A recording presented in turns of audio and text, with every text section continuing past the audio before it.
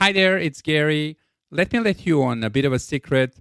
We're offering something new at the Global Health Matters, and it's called the Insight Track. And Insight Track is about context, clarity, and foresight from people who actually know the terrain. So in each episode, I'm joined by two brilliant recurrent voices you heard here on Global Health Matters. Catherine Chiobotungi, who brings deep evidence and real-world insight from the front lines of health research and policy, and Ricardo Batista Leite, physician, former parliamentarian, and a global thinker on health, politics, and AI. Together, we go beyond the headlines to ask questions such as what's really happening, why it matters, and what we should be watching next. So the conversations are long, candid, sometimes opinionated, and very much grounded in our guests' experiences.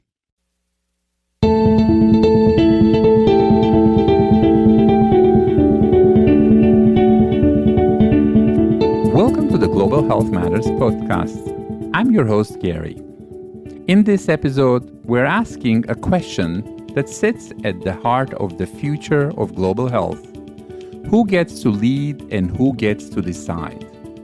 For decades, international NGOs have been central to the global health and humanitarian response. But in a shifting world, with aid budgets being cut and trust at stake, people are questioning the role of these organizations. At the same time, local civil society organizations and grassroots movements are demonstrating every day that proximity to a problem is one of the most powerful assets they have in solving it. In this episode, we explore what a more equitable, more locally grounded model of NGOs could look like and what it will take to get there.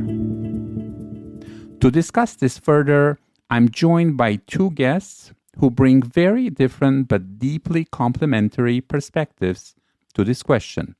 First, you will hear from Deborah Doane. Deborah is a partner in Rights CoLab and the convener of the Ringo Project, an initiative dedicated to reimagining international NGOs so that civil society everywhere can be more equitable. With over 20 years of experience working across human rights, development, and economic justice, she recently authored a book called The INGO Problem: Power, Privilege, and Renewal. Later in the episode, you will hear from Angela Oduor Lungati. Angela is the executive director of Ushahidi, a Nairobi-based nonprofit technology organization. She is a technologist, community builder, and open source advocate with over a decade of experience advancing inclusive technology for historically marginalized communities. Let's start with Deborah. Hi, Deborah. Welcome to the show. Thank you. So let's get started, Deborah. On this podcast in the last, 5 seasons, we often return to the idea that history shapes the present. It's interesting. It came up in many of the episodes.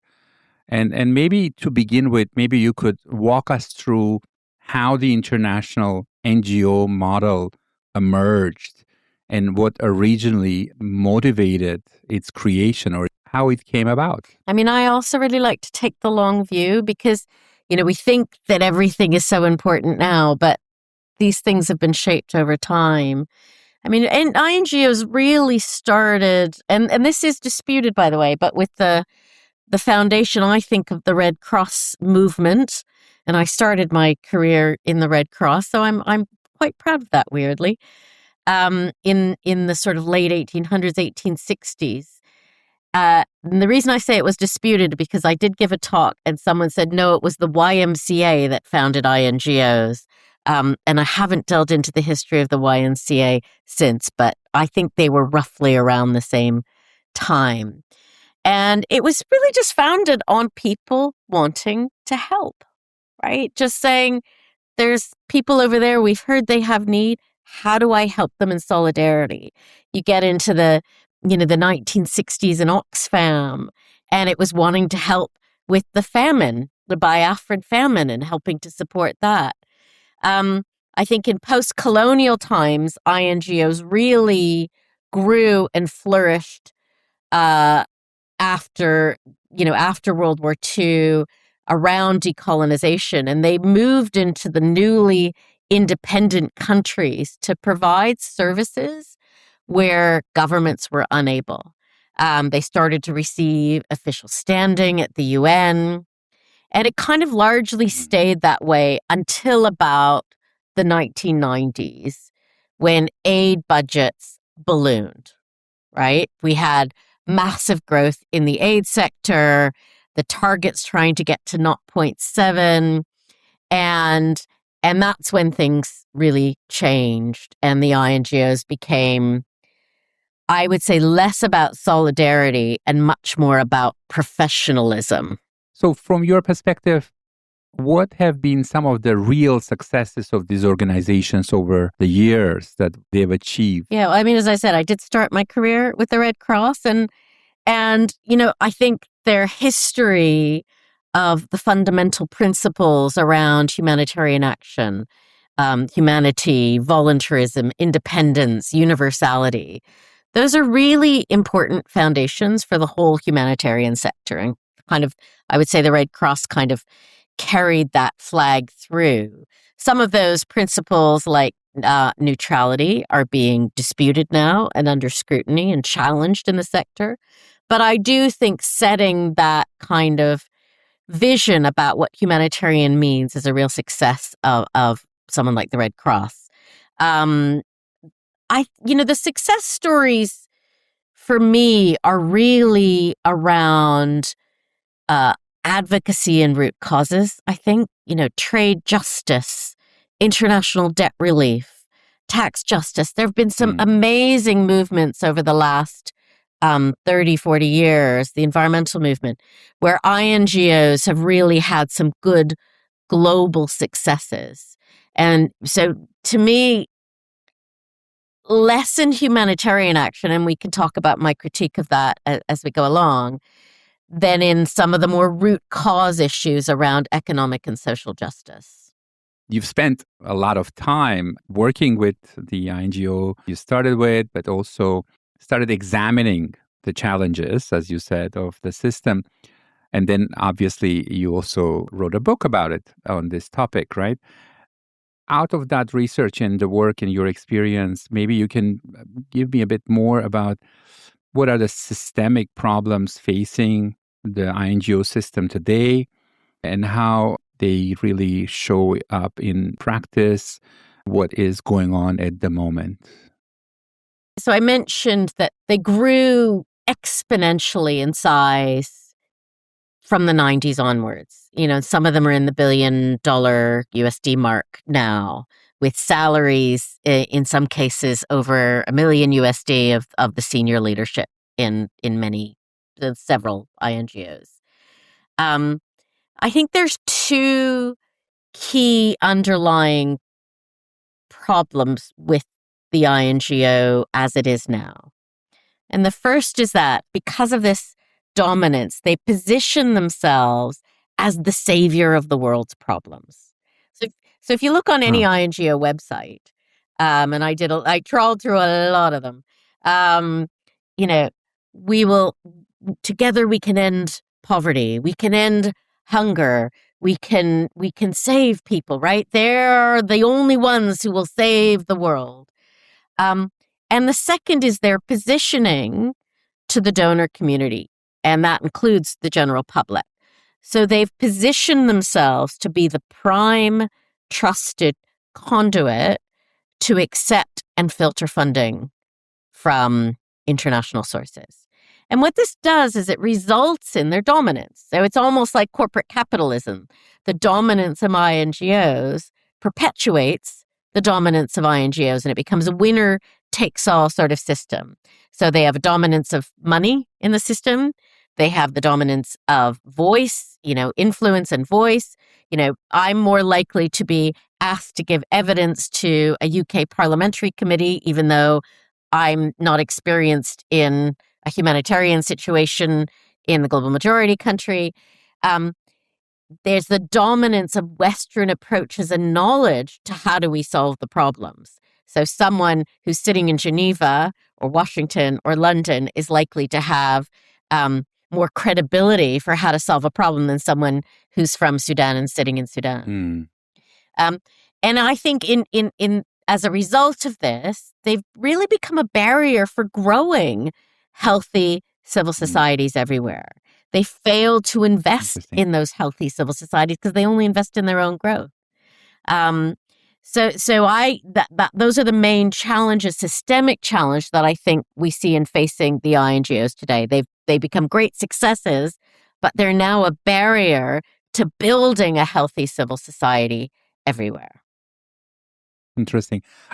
As you were really speaking, I caught myself thinking of something I work on, equitable research partnerships, and some of the intermediaries in between sometimes are the I don't want to say the problem, but sometimes contribute to that inequity, even though the partners themselves are actually going into it with a equal kind of mindset, but then you have something in between that has its own policies and things and kind of takes things in a different direction. I found myself comparing it to that. And two things happen with that, right? So knowledge becomes extractive. So we extract the knowledge and use it as our own for intermediaries quite often. They have to justify their own existence. So, and talk about, well, this is our role. We're the only ones who can pull that knowledge together. And it becomes a power, an issue of power. Who has power in the wider system? And I think it's highly problematic. So in global health, there are a lot of conversations about decolonization, localization. And on this podcast, we had that come all the time. Do you feel that these agendas have meaningfully shifted the power away from global north and towards the countries and local actors in recent years? I wish that were the case. I think there's a lot of lip service being paid to it, although those conversations really differ in Francophone communities. They're not necessarily having those conversations to the same degree. It seems to be a dominance of the Anglo-Saxon discussions of Anglophone models. There's some exceptions where we're seeing a bit of development. So Save the Children withdrew in December from UN country-based pooled funding models because they said that funding should go directly to local CSOs rather than INGOs. But more often than not, especially since the aid cuts started at the beginning of last year, and it wasn't just the US, a number of European countries cut their aid budgets significantly. The UK, where I sit, the aid budget's being slashed. The opposite, I fear, is happening. So I'm involved in a number of conversations with boards and senior leadership teams. Some of them are saying localization has gone too far. That was a luxury. We can't afford to do that right now. We have, I have conversations postponed while they restructure on their own without thinking about localization. We do, in the Ringo Project, where I contribute, which is about reimagining INGOs and shifting power to local and national civil societies, we have a prototype for what we call a reverse call for proposals, where local actors center what they want and need, and then they issue a call for proposals to the international community. And we've had, on the INGO side, I actually got an email today about it. We have no budget or time to respond. We have to focus on our own needs right now. I heard from a board member in another INGO something quite similar. So I think that what's happening is INGOs are retreating, they're putting up their own defenses, and localization and decolonization become an afterthought. And do you think that the global and the local can work in real complementarity at some point, or these agendas really are going to remain in that kind of a tension? What's your view longer term? Longer term, they have to. I mean, I firmly believe in civil society, right? And I believe in the concept of what I refer to in the book as subsidiarity, which is really the idea of as international as necessary and as local as possible. And you can relate it to your own circumstance. You don't need to be a humanitarian working in Africa, a white person working in Africa from Europe, or I'm from Canada originally. I can relate it in my own country to I'm much more likely to be able to talk to my neighbor about what's happening locally and to solve a problem about what's happening on my street or in my community, as opposed to if someone came in from Save the Children in Bangladesh to solve that problem for me. Right? It's much more resonant to deal with poverty and homelessness in the area of London that I am with local actors, the local food bank and others. So I think we have to transfer that knowledge to the way we work internationally. But there is international knowledge and there is local knowledge, and I think we can work together. And if I go back to that example of the reverse call for proposals, we've done some experiments with it. And so our first one was in Zambia, and the Zambian Governance Foundation worked with multiple local communities to say, what is it you actually already have? What are your assets? And what do you want and need from international actors? And they said, well, we could really use some help on training on reproductive rights, on some other humanitarian issues. But in general, they said, we can do a lot of that themselves, but we still want support from the international community. Right. What do you think? Why they wanted to still have that connection to INGOs? Is it money or is it something else? It's probably a mix of both. And the reality is a Western INGO can raise significant sums of money from their local population. So it's not just their role in the aid system. I think more and more of that aid money should and will go direct to funding local CSOs. But I think INGOs can raise money much better in their own northern local communities and play that role in funding. But I also think it's solidarity, right? I think there's a big demand for greater international solidarity. Yeah, good point. Between INGOs and local actors. And if we work together on that, we can go a lot further as movements. I like when you talked about the local level and the local ecosystem in countries. In your view, what needs to happen now to ensure that civil society, both local NGOs and grassroots movements, can really flourish? I suggest that the role of INGOs should actually be to strengthen civil society everywhere. And in this backlash that we're seeing internationally away from caring for others and solidarity and universalism, I think we all have to be building that, and that can only go bottom up. So how do we do that? We have to make sure we get more resources to global majority actors. I think we can grow what I call ecosystem catalysts. You might call it intermediaries. But if we see local actors, African-based, Latin American-based, Asian-based ecosystem catalysts, I think we need to grow that space, which also builds their own domestic fundraising resources. So that's locally owned pooled funds. We can be investing in those.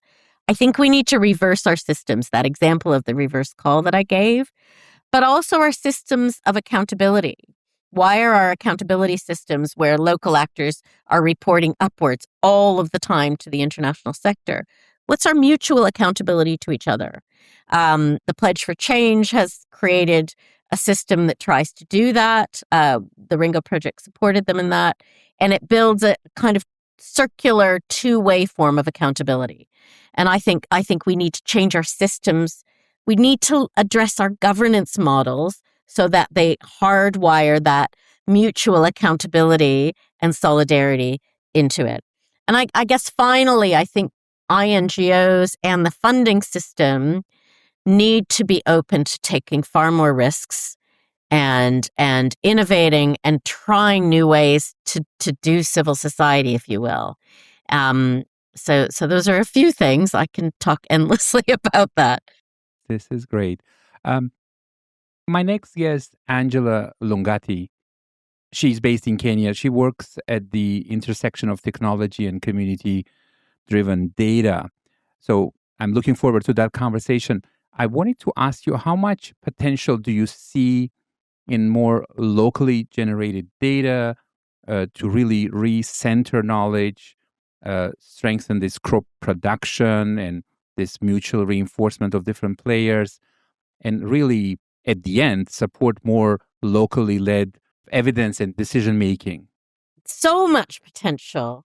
I'm a really big fan of something called Talk to Loop, which is a system designed to share that local knowledge and just get local knowledge about how people are experiencing aid and bringing that to the system. And it's open. It's got multiple languages or any language possible, and we don't invest in those common systems enough. So I think we have to drive locally led knowledge. The way that someone in Kenya, as Angela comes from, delivers a program with her local community or nationally, it's going to be very different than how someone delivers a program in Colombia. The ways of working are different. The culture is different. Decision-making models are different. And as an external person coming in, I don't understand nearly enough about how they do it, and certainly not, as many humanitarians do after a 3-week or a 3-month trip. It has to be local driven, and I think we need to invest in those models of local knowledge, even in our accountability mechanisms. What does success look like? Right, when you start a project, I shouldn't be deciding what success looks like, because it might be something very different for a local actor. So there was a really lovely example that I heard quite recently where it was considered a failure when there was direct giving to local actors in a humanitarian situation, and someone basically took it in the local community to move away because she was in a violent situation in her home. That was considered a failure because she didn't invest it in some sort of business, which was what the intent of the grant was for. Why isn't that success? So, that's quite an extreme example. But I did some work with an organization called Transform Trade.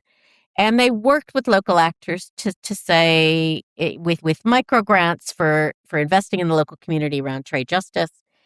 And what they wanted was probably completely different for what success looked like for the funding that was provided, in terms of building local businesses, just building strength of people's ability to show up. And the health of civil society for them was a strong indicator of a success, as opposed to some of the types of not diminutive, but outcomes that we tend to assume, infant mortality or incomes rose by X percent. Impersonal things, data-driven. I think we have to work with a local community to say, what does success look like for you? Right. And context will have to play into it as well, where you are and where it's actually happening. It has to, especially now in our political climate. Finally, as we close, one last reflection from you, whether or not we're witnessing this kind of end of an era for NGOs as we've known it to be.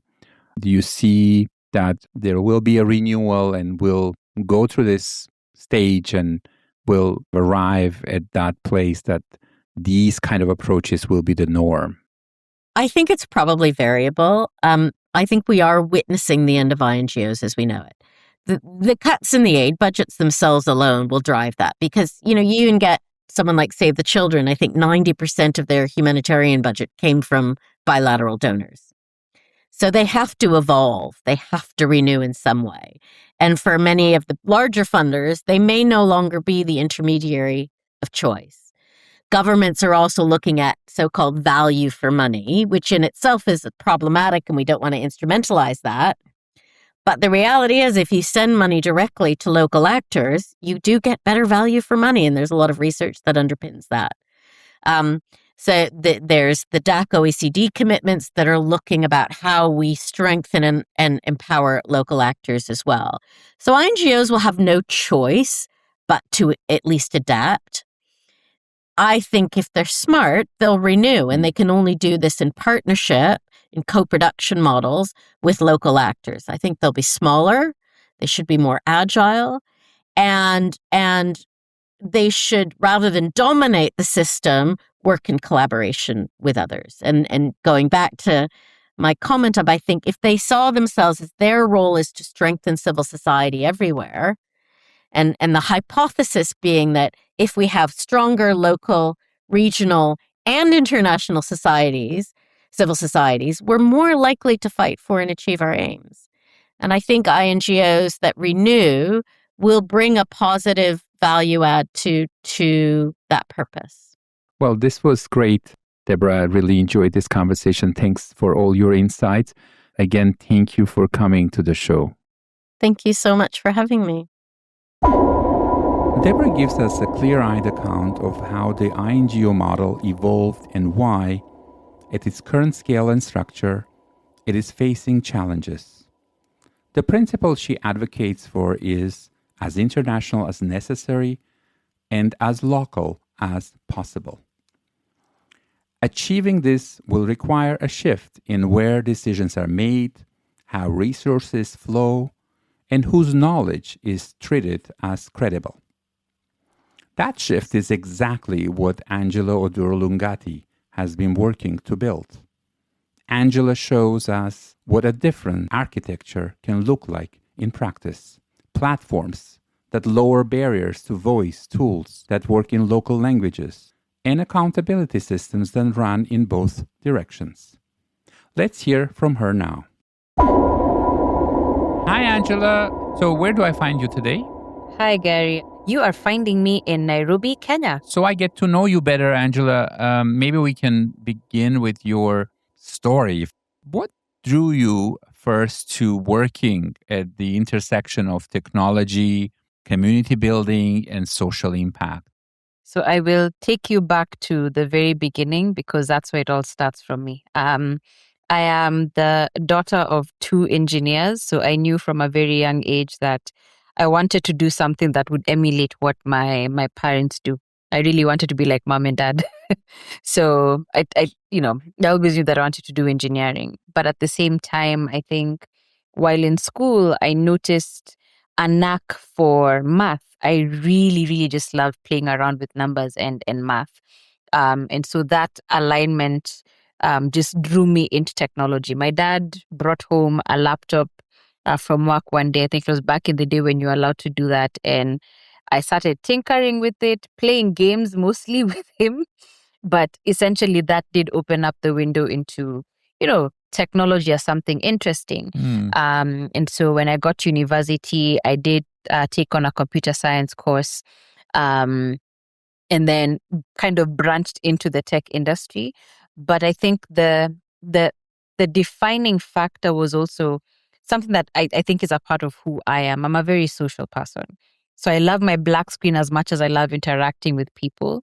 And I think that's where the community building element comes in. And the more I have continued to do this work, the more it's become clear to me that whatever it is that I build and whatever it is that is being built using technology has to serve a particular purpose. It has to be something that is driving towards justice and the greater good for everyone, not just for me. So that would be why I'm still in this work.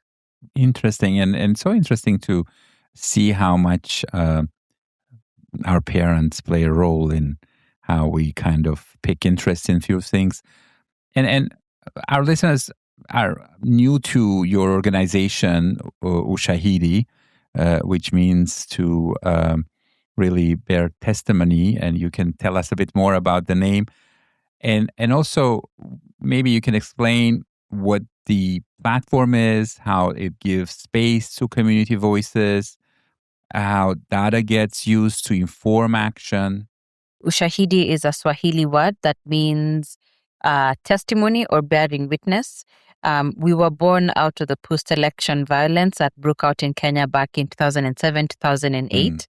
And the challenge was really that there was a lot that was going on the ground that was either being going underreported or not even reported at all. So the founders basically set up this web platform, which is what we call the Ushahidi platform, that made it easy for people to share their lived experiences around the crisis at that time, using tools they already had access to, the mobile phone, so SMS, using Twitter, email, and the likes, and use that to really show the world what was going on. And that's been the core promise or premise of what the platform stands for. It's really an open source tool that makes it easy for people everywhere to quickly gather data, and specifically people's lived experiences from the ground, and then use that data from that lived experience to tackle issues that matter the most to them. So it's really how we use technology to enable people to raise their voices, and then use those raised voices to respond in a way that will actually be grounded in what people need. Interesting. And you said that Ushahidi has been deployed in countless crises, obviously. Maybe you can give us an example where it's been used in health-related situations or in public health responses, Angela. So this is an interesting one because I think the most recent one that I can bring up is during the COVID-19 pandemic. This was between 2020 and I think 2022 when things started to kind of die out. We saw civil society organizations, even some governments, make use of the platform in various ways. I think one of my favorite examples came from Spain. There's a collection of technologists and civil society organizations that wanted to use the platform to guide what government intervention would be. And they initially started out by trying to map out where resources could be found, and it eventually evolved into a mutual aid platform. So how Angie could help Garry, who was based in, say, Madrid or somewhere else. Maybe you weren't able to go out to get groceries or get medicine. And here I am saying that I am actually available and I can do that. So it was a really good way to connect people who needed help with people who could provide that help. And I remember them mentioning that the kind of impact they're able to create was they managed to distribute more than 28,000 masks in Spain in a span of maybe about a month or so, and actually help to guide what government efforts to respond in that time were.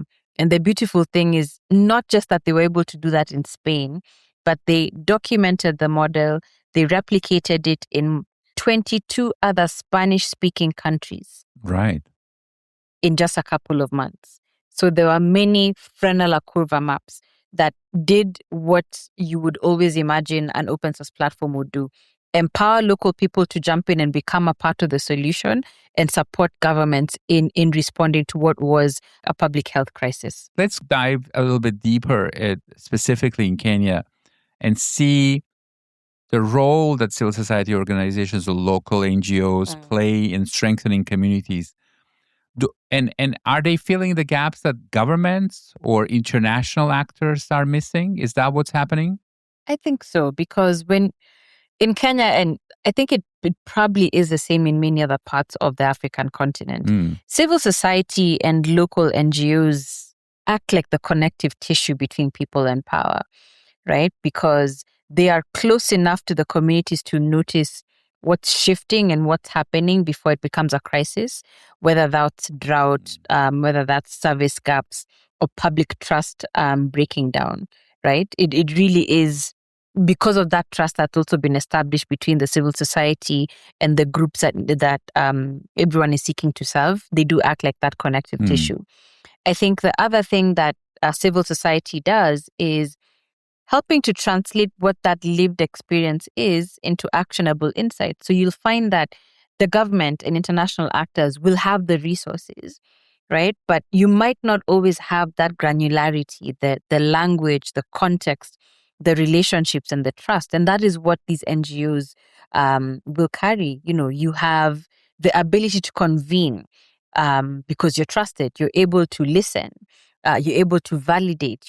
You're able to help these communities organize so that the people you're seeking to serve aren't just beneficiaries, but people who can actually be a part in shaping what support would look like. And lastly, I think we also help in filling gaps in accountability. So sometimes civil society's role is service delivery, but it's also often making sure that decisions that are being made are informed by the reality on the ground, and that these communities can also speak up when these systems fail them.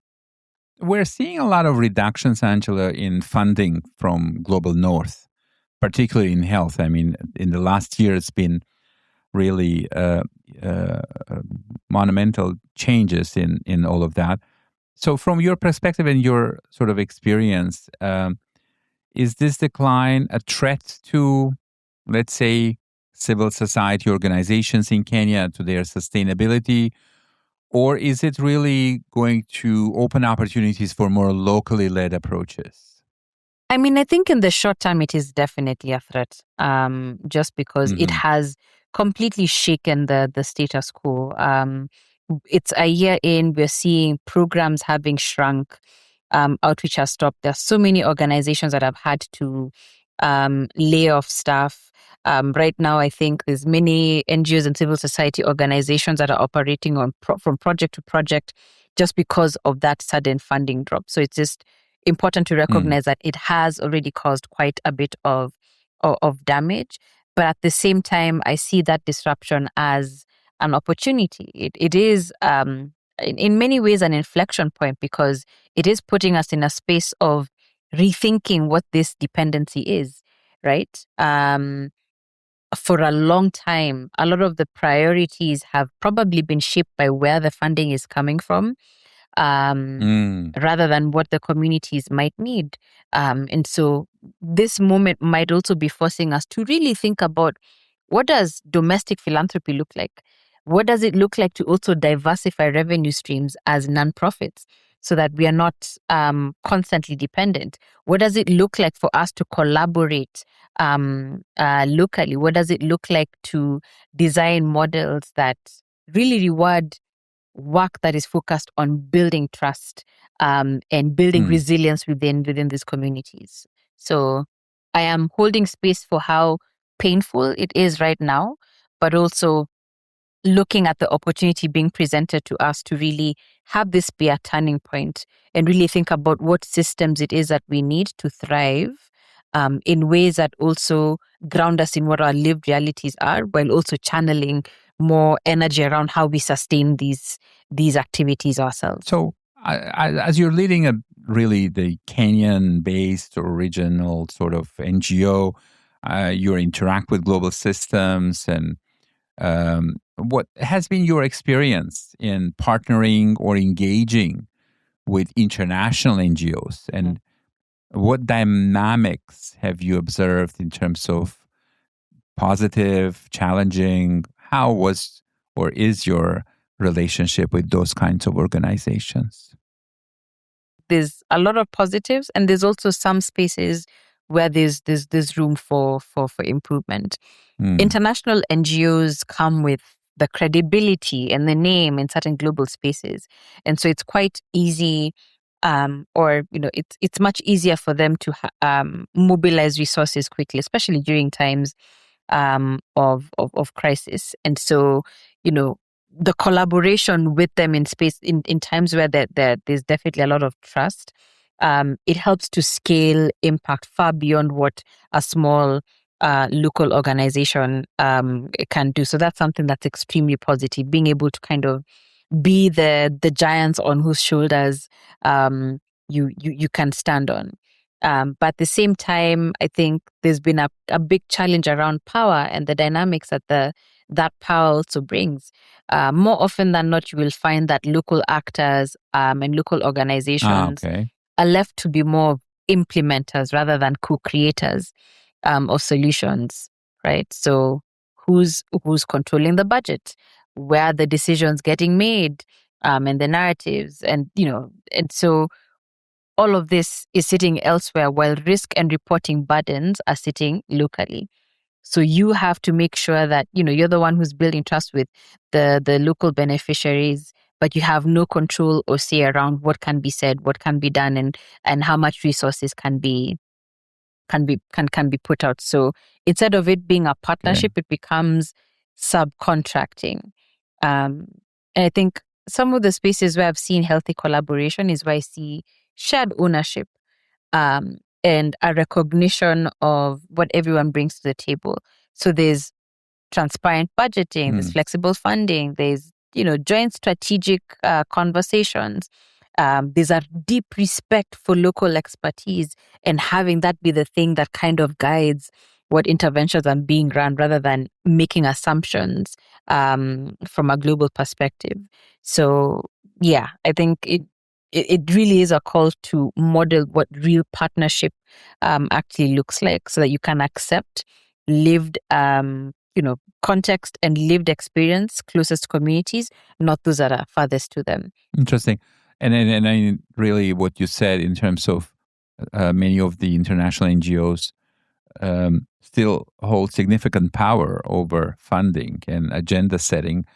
Do you think that technology platforms like Ushahidi help shift power towards communities themselves? I think they can. One, but Right. making this big disclaimer, as somebody who's a technology builder, that technology is an enabler. It is something that will help to amplify existing solutions rather than being the whole one. So as long as the intention to make use of whatever data is being gathered is clear and being used in the right way, then it can. And what we've seen from use of the platform over the last couple of years is, when people are able to share what they're experiencing in real time with tools they already have access to, when you lower those barriers, make it easy for them to engage in their own languages, then you also see a behavioral shift, right? It's almost like you're giving people ownership over what the solution is going to be. It's really about giving these communities agency to determine what stories are being told and what solutions are being given. So yes, it can be a really good way of shifting the way information is flowing, so that you have a deeper understanding of what the ground actually needs, and then using that to influence. But again, like I was saying, the intention has to be there, because you'll find, even today, when you see a lot of what's happening with young people are being very clear about what it is that they want from the world today. But if nobody is going to listen and then do something with it, then it's moot. So the technology has to be paired up with intention, willingness, and buy-in from the decision makers. You're a strong advocate for responsible use of AI in Africa. You mentioned that. How do you see AI playing a role in ensuring that local data, local languages, and local voices are properly represented in decision making and innovation? I think we are sitting in a time where, especially on the African continent, AI can either deepen exclusion or help to correct it. I think the difference really is in who is getting to shape it. Responsible AI can definitely ensure that communities are being heard at scale. If we're able to translate across languages, analyze large volumes of feedback, be able to detect patterns early, and support better decisions. And I think this matters especially within the African continent, where we have an abundance of local languages. I think we have more than 2,000 indigenous languages on the African continent. And if we were able to ensure that there's some sort of representation in AI tools, think about what that would mean for many of the projects that are being run by whether it's small or large NGOs, and what that would mean for scale of reach. But it's also worth noting that representation isn't just technical. It's not just in ensuring that the language is there. It's also in terms of governance, because what we don't want to do is facilitate extraction, or what we call data extractivism, where you do all this work to try and make these languages representative, but there's no value going back to the communities, right? How do we give agency to people around what data can be used to represent them in these AI systems and what value comes back to them? So you end up seeing how, if you can help people decide how this data is collected, shared, and used, then AI can also be a tool for dignity and participation. So I think for me, the goal isn't just African data in AI for representation, but it's really African agency within AI systems. So continue to build channels where we can continue to try and verify information, where we can continue to strengthen digital literacy and support communities to organize safely, continue to advocate for the right governance structures and rights respecting policies. So thinking around like data protection, transparency, and limits on surveillance. So if anything, it feels like we have more work to do. The scope of work for civil society just feels like it is increasing. And maybe that brings me to my last question with all of that in mind and from your vantage point of working in this space, what forms of support, like what is it, financial, structural, technological, political, that NGOs like yours, local NGOs, grassroots movements need really in order to fully and truly flourish? The first one, we need long-term flexible funding. Funding that really acknowledges the expertise that we have and that exists and allows us to actually focus on doing the work. So you're not just chasing grant cycles and you're not just constantly worrying about when the next round of funding is going to be coming in or focusing too much on reporting. On the organizational infrastructure side, I think there's learning systems, a bit of capacity building. So looking at what are some of the gaps internally. It could be security, it could be finance, it could be digital literacy, really looking at what exactly that would look like. And especially in this day and age, I think one of the biggest realizations as we continue to navigate this AI era is the realization that civil society is only coming into the conversation right now.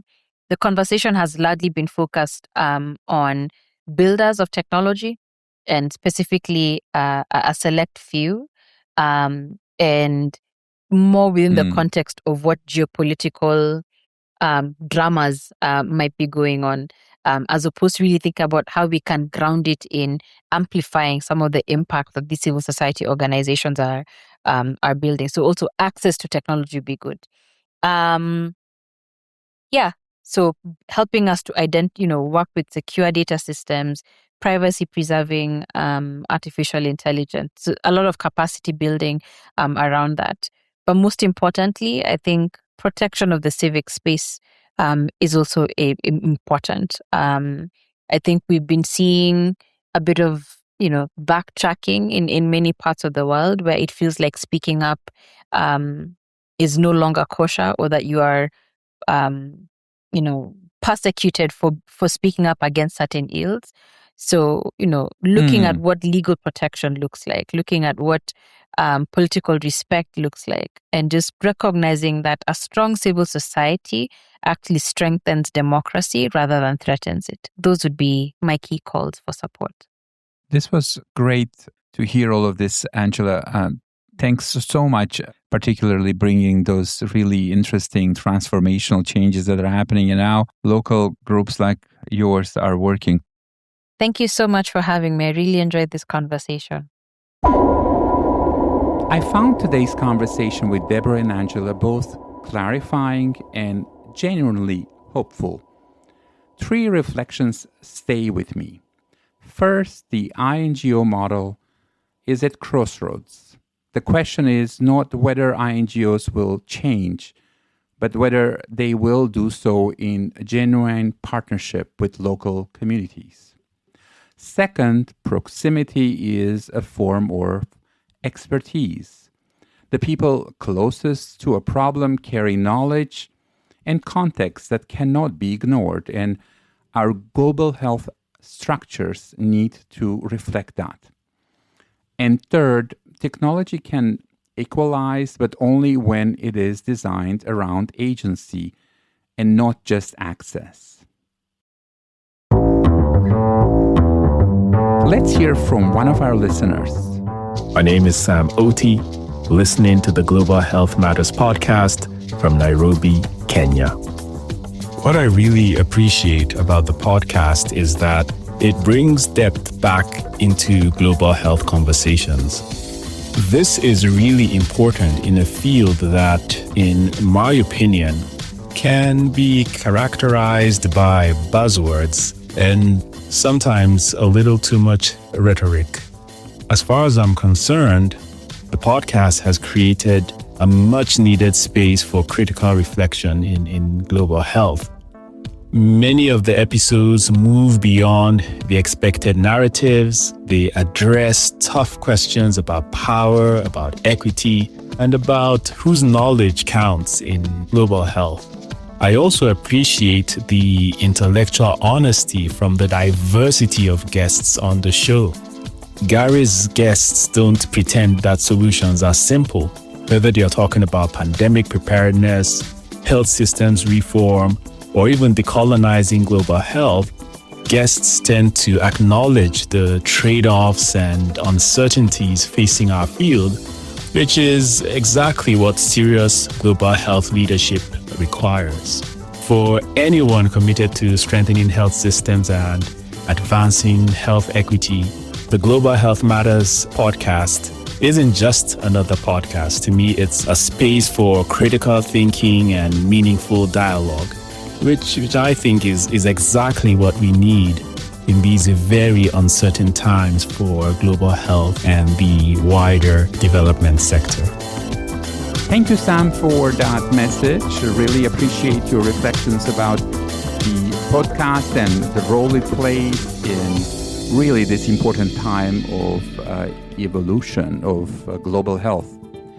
If you haven't already, subscribe to the Global Health Matters newsletter so you don't miss the rest of our Season 5 conversations on the future of global health. To learn more about the topic discussed in this episode, visit the episode's webpage where you will find additional readings, show notes, and translations. Don't forget to get in touch with us via social media, email, or by sharing a voice message. And be sure to subscribe or follow us wherever you get your podcasts.